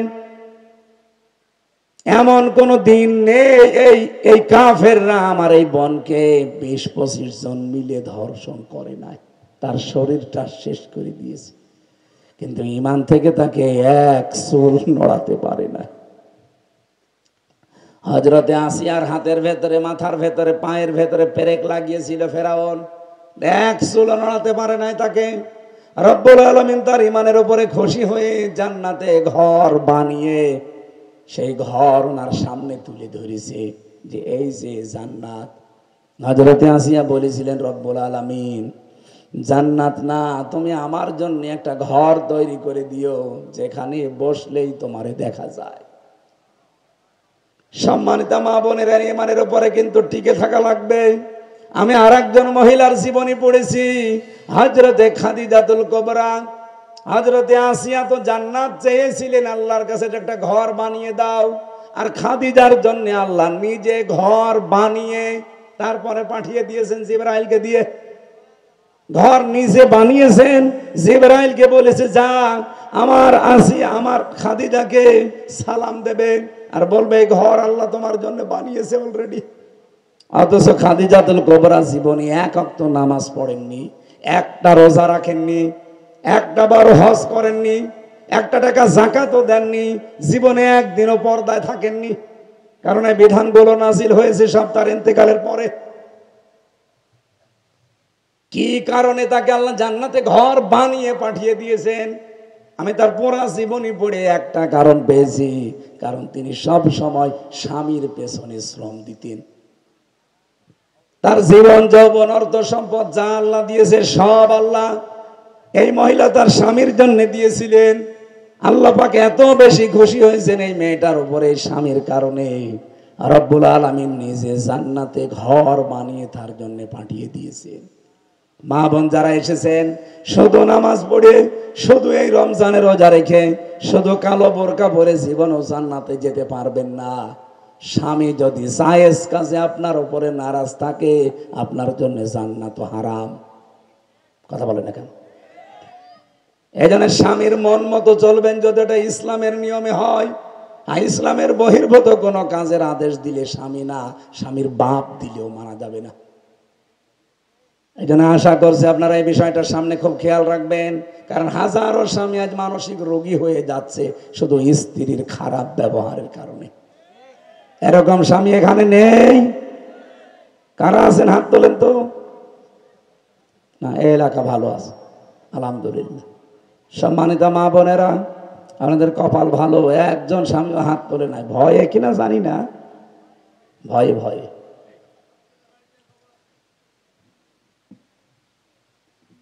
খাদিজার জন্য যদি আল্লাহ নামাজ না পড়ে, রোজা না রেখে, হজ না করে, যাকাত না দিয়ে, পর্দা না করে, শুধু স্বামীর পেছনে সময় দিয়ে, তাকে উৎসাহ দিয়ে, তার খেদমত করার কারণে যদি জান্নাতে ঘর বানিয়ে পাঠিয়ে দিতে পারে, আপনি এমন কিছু করতে পারেন না? স্বামী যদি আপনার জন্য বাইরে থাকে, ও যদি দিনের কাজে, ইসলামের কাজে, মানবতার কাজ করে বেড়ায়, আপনি পেছন দরজা দিয়ে তাকে সাপোর্ট দেবেন, সময় দেবেন, উৎসাহ দেবেন, আপনি খাদিজাতুল কুবরার সাথে জান্নাতে যেতে পারবেন। মেয়েদের আল্লাহ যেন খাদিজার মতো বানিয়ে দেয়, বলেন আমিন। সামনে রমজান মাস আসতেছে, শুধু যাই কয়দিন শরীর খারাপ থাকবে ওই কয়টা দিন বাদ দিয়ে একটা রোজা নষ্ট করবেন না। ফামান শাহিদা মিনকুম শাহরা ফালিয়াসুম।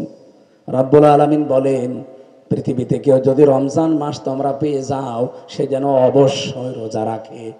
এজন্য সামনে আর ৬-৭ দিন আছে মাত্র। ৬ দিন পরে একটা বিশাল মাস আমাদের সামনে ছায়া ফেলতে চাচ্ছে। আমরা যেন খুব সাবধানে মাসটা পার করি।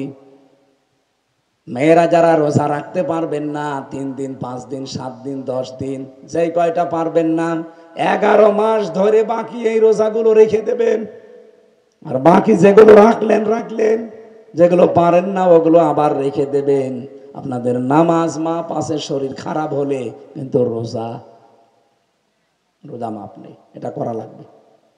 আর এটা শুধু আমাদের আপনাদের দেয়নি, এ দুনিয়া তৈরি হওয়ার পর থেকে যত নবী এসেছে প্রত্যেকের উপরে রোজা ছিল। হ্যাঁ, তাদের সিস্টেম আলাদা ছিল। আর পৃথিবীতে এমন কোন জাতিও নেই যাদের রোজা নেই। আপনি জানেন যারা ইহুদি তারাও রোজা রাখে, কিন্তু সেহরি করে না। যারা হিন্দু মুশরিক তারাও রোজা রাখে, বাবা মরে গেলে উপোস থাকে, কি তাদের ইফতারি আছে?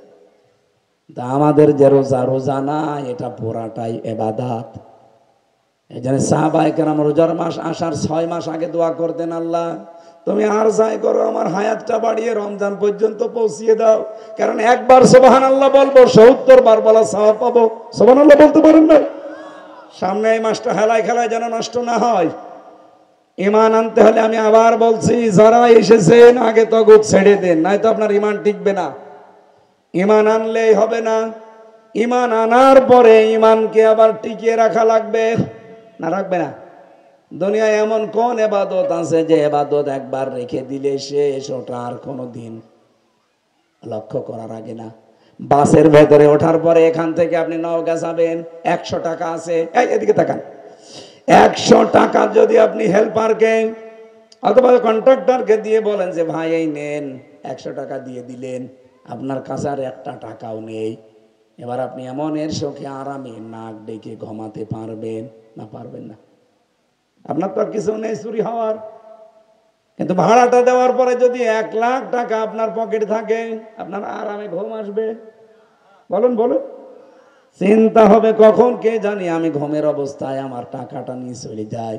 আরে যারা বেঈমান ওদের কথা তো বাদই দিলাম, ওদের চুরি হওয়ার কিছু নেই, কিন্তু ঈমান যাদের আছে এদের ঈমান কিন্তু শয়তান চুরি করে নিতে পারে। নবী ছাড়া কারো ঈমান নিরাপদ না, যে কোনো সময় শয়তান টুক করে নিয়ে যেতে পারে। আবার যেমন চট করে ঢুকে পড়তে পারে, আপনার ঈমানও চট করে ঈমান শয়তান নিয়ে যেতে পারে। যেন ঈমান ভেঙে যায়, নষ্ট হয়ে যায়। আমি কোরআনে পেয়েছি 10 কারণে। কয় কারণ? কোন মানুষ যদি শিরিক করে তার ঈমান ভেঙে যায়। এজন্য আমাদের যদি ঈমান আছে, পকেটে টাকা থাকলে যেমন ঘুম আসতে চায় না টেনশনে, ঈমান যাদের আছে শয়তান যেন হাইজ্যাক করতে না পারে। খুব সতর্ক থাকা লাগবে ঈমানটা নিয়ে আমাদের। আল্লাহ আমাদেরকে এই মুহূর্ত থেকে ঈমান টিকিয়ে রাখার জন্য, বিশেষ করে ওযু করলে ওযু ভেঙে যায় 7 কারণে, নামাজে দাঁড়ালে নামাজ ভেঙে যায় 19 কারণে, আনলে ঈমান ভেঙে যায় 10 কারণে। প্রথম কারণ শিরিক। শিরিক করলে আপনার ঈমান শেষ। শিরিক কি? আল্লাহ যেটা পারে ওইটা অন্য কেউ পারে, এই বিশ্বাস করার নাম শিরিক। কি? ছেলে মেয়ে দিতে পারে কে? আরো জোরে বলেন। অন্য কেউ পারে। কোন জেতা পীর, মরা পীর, কোন বাবা, কোন তাবিজে আপেল পড়ায় পারে? কয়েকদিন আগে এক লোক এসেছিল, বলছো হুজুর আপেলটা পড়ে দেন, বাচ্চা হয় না। আমি মনে করছি বোধহয় সত্যি ছেলে মেয়ে নেই। কি করব, আমি তো সূরা ফাতিহা পড়ে ফু দেব। আমারে বলছে এমন আপেল পড়বেন যেন ছেলে হয়। ও, আমি কি ডাউনলোড করে দেব? কেন বলছে আমার পর পর 4টা মেয়ে আছে, ছেলে হয় না। এই জন্য এমন আপেল পড়িয়ে দেবেন যেন আপেল খাওয়ালে ছেলে হয়। আপেল দিলাম ফেলে, ফেলে দিলেন কেন? আপেল পড়া যদি ছেলে হইতো আমার 3টা মেয়ে হইতো না। ম্যাডামকে প্রতিদিন আপেল খাওয়াতাম। সন্তান দিতে পারে আপেলে? আরো জোরে বলেন, আরো জোরে। এই জন্য যেটা আল্লাহ পারে ওটা অন্য কেউ পারে না, এই বিশ্বাস আপনাকে করা লাগবে। যদি মনে করেন না অন্য কেউ পারে, আপনি মুশরিক, আপনার ঈমান ভেঙে গেছে। আলাহুল খালকু ওয়াল আমরু, এই জমিন বানিয়েছে যিনি, সৃষ্টি আইনও চলবে তার। সুতরাং আল্লাহর এই জমিনে আল্লাহ পাকের বানানো সৃষ্টিতে যদি অন্য কারো হুকুম আপনি চালাতে চান, আপনি মুশরিক। কথা বলেন না কেন? আর এই মুশরিক বাংলাদেশে বেশি। কালেমা পড়ে, আমিনান নাসি মান ইয়াকুলু আমান্না বিল্লাহ ওয়া বিল ইয়াউমিল আখির ওয়া মা হুম বিমুমিনিন। আল্লাহ বলেন অনেক মানুষ এমন আছে তারা বলে আল্লাহ তোমাকে বিশ্বাস করি, কিয়ামতেও বিশ্বাস করি। আল্লাহ বলেন এরা কিন্তু ঈমানদার না। সেই ঈমানদার বাংলাদেশে বেশি। কি কালেমা পড়েছি আমি ঈমানদার না? তাহলে গিরিশচন্দ্র সেনও কালেমা পড়েছিল। কারণ তাফসীর লেখার সময় আয়াতটা পড়েছিল ফালাম আন্নাহু লা ইলাহা ইল্লাল্লাহ। সূরা মুহাম্মাদের আয়াত পড়ে না? ও না পড়লে তাফসীর করলো কি দিয়ে? আব্দুল্লাহ বিন উবাই নবীর হাতে কালেমা পড়েছিল, কিন্তু লোকটা মুনাফিক। লোকটা কি? আমি আশা করব আমরা কালেমা পড়েছি বলে বসে থাকলে হবে না। ঈমান যে কখন চলে যাচ্ছে আপনি কিন্তু টের পাচ্ছেন না। যেন আজকে থেকে সিদ্ধান্ত নিয়ে যান, আল্লাহর আইন বাদ দিয়ে কারো বানানো আইন প্রতিষ্ঠার জন্য আমি এই দেশে আর কাজ করব না। আশা করছি আপনি বুঝেছেন। ঈমান ভাঙার এরকম কারণ আছে, আমরা 10টা পেয়েছি। 2 নম্বরে যারা কুফরি করবে, 3 নম্বরে নেফাক যাদের ভেতরে আছে, 4 নম্বরে বিশ্বনবীর আদর্শ বাদ দিয়ে অন্য কারো আদর্শ যাদের কাছে ভালো লাগবে, তাদের ঈমান ভেঙে গেছে, নষ্ট হয়ে গেছে। 5 নম্বরে যারা এই পৃথিবীতে অন্য কোন সৃষ্টিকে আল্লাহ রাসূলের উপরে মনে করবে। বাংলাদেশে বহু মানুষ আছে তারা তার বাপকে আল্লাহর উপরে মনে করে। এখানে কারণগুলো যা বললাম নিজের ভেতরে যদি থাকে, এই মুহূর্তে নিজেকে কন্ট্রোল করেন, পাল্টান। নাই তো আপনি যে লা ইলাহা ইল্লাল্লাহ পড়েন, এরকম লা ইলাহা ইল্লাল্লাহ অনেকে হিন্দু পড়ে। ঈমান কি কতটুকু বুঝেছেন আমি জানি না। আমি চেষ্টা যা করলাম, আল্লাহ সবাইকে যেন বোঝার তৌফিক দেন, বলেন আমিন। আমি জেলখানায় বসে বসে যে কাজগুলো করেছিলাম তার অন্যতম আর একটা কাজ, মেয়েদের জীবনের উপরে বই লিখেছিলাম, পারিবারিক জীবনের অশান্তি এবং এর সমাধান নিয়ে। ওটা ওই যে গাড়িতে আছে, যাওয়ার সময় মেয়ের জন্য আর বর জন্য নিয়ে যাবেন। আর মেয়েরাও আপনার স্বামীর জন্য, 2টা আছে, একটা স্বামী একটা স্ত্রী, 2জনকে পড়তে দেবেন। এটা বলবেন পুরাটা পড়ো, পড়ে এই অনুযায়ী আমাদের সংসার চালাও, তাহলে ডিভোর্স হবে না, স্বামী স্ত্রীর মনোমালিন্য হবে না। আশা করছি আল্লাহ আমাদের তৌফিক দিন, আমিন। আজকের মতো কণ্ঠ এবং অনেক শারীরিক অসুস্থতা নিয়ে 1 ঘন্টা 40 মিনিট বলেছি। আগামীতে আবার কথা বলবো ইনশাআল্লাহ। আল্লাহুম্মা আমিন। লা ইলাহা ইল্লা আনতা সুবহানাকা ইন্নী কুনতু মিনাজ জালিমিন। রব্বুল আলামিন, যতটুকু শুনেছি আমি সহ যারা আসলাম আমাদের মেনে চলার তৌফিক দাও। শরীর এবং কণ্ঠ 2টাই বসে গেছে। আল্লাহ তোমার কাছে আমি ভিক্ষা চাচ্ছি, আমার শরীর আর কণ্ঠটা আগের মতো বানিয়ে দাও। আগে যেভাবে কোরআনে কারিমের কথা ফোর্স নিয়ে বলতাম দারাজ গলায়, আল্লাহ আমার কণ্ঠটা শরীরটা আগের মতো আবার বানিয়ে দাও। জালেমরা 3টা বছরে এমন কোন টর্চার নেই যা আমার এই শরীরের উপরে করে নাই। আমার শরীরটাকে ধ্বংস করে দিয়েছে। ওয়াইদা মারিদতু ফাহুয়া ইয়াশফিন, আমি যখন অসুস্থ হই তুমি তো আমাকে শেফা দান করো। মেহেরবানি করে তুমি আমাকে শেফায়ে কামেলা আজেলা দাও। আমার মুয়াজ্জিম ভাই বহুদিন অসুস্থ, আল্লাহ তুমি মেহেরবানি করে তার সুস্থতা দিয়ে দাও। রব্বুল আলামিন, তোমার একজন বান্দা, সে একজন আলেম, কোরআনের হাফেজ। আল্লাহ তার ছোট ছোট 2টা সন্তানও আছে। তার স্ত্রীকে এক বয়সে তুমি বিধবা করে দিও না, তাকে আবার তুমি সুস্থতা দিয়ে হায়াতে তাইয়্যিবা সিহাতে কল্যাণ নসিব করো। এ মাহফিলের সম্মানিত সভাপতি জনাব আব্দুল খালেক, তুমি তোমার এই গোলামকে মঞ্জুর করো, মাহফিলের প্রধান অতিথিকে মঞ্জুর করো, মাওলানা হোসাইন মাহফুজ, হাফেজ আবু বকর সিদ্দিক, তানভীর সহ যত মানুষ আমরা আমিন আমিন করছি, খালি হাতে ফেরত দিও না। সম্মানিত মা বোন যারা অসুস্থ তাদেরকে শেফা দাও। এমন রোগ দিয়েছো যা মানুষের কাছে বলাও যায় না, মেহেরবানি করে আমাদেরকে শেফায়ে কামেলা আজেলা নসিব করো। অনেক কন্যা দায়গ্রস্ত আছে, তাদেরকে সৎ পাত্রের ব্যবস্থা করে দাও। যাদের জীবনে অভাব আছে, পরিবারে স্বামী স্ত্রীর মিল নেই, আল্লাহ তুমি মহাব্বত পয়দা করে দাও। যাদের সন্তানের চাকরি নেই, কর্মজীবন নেই, একটা জায়েজ কর্মজীবন তৈরি করে দাও। 54 বছর তো দেখলাম মানুষের তৈরি করা আইন দিয়ে কি হয়, সামনে তোমার আইন দিয়ে বাংলাদেশ চললে কেমন দেখা যায় এটা আমরা দেখতে চাই।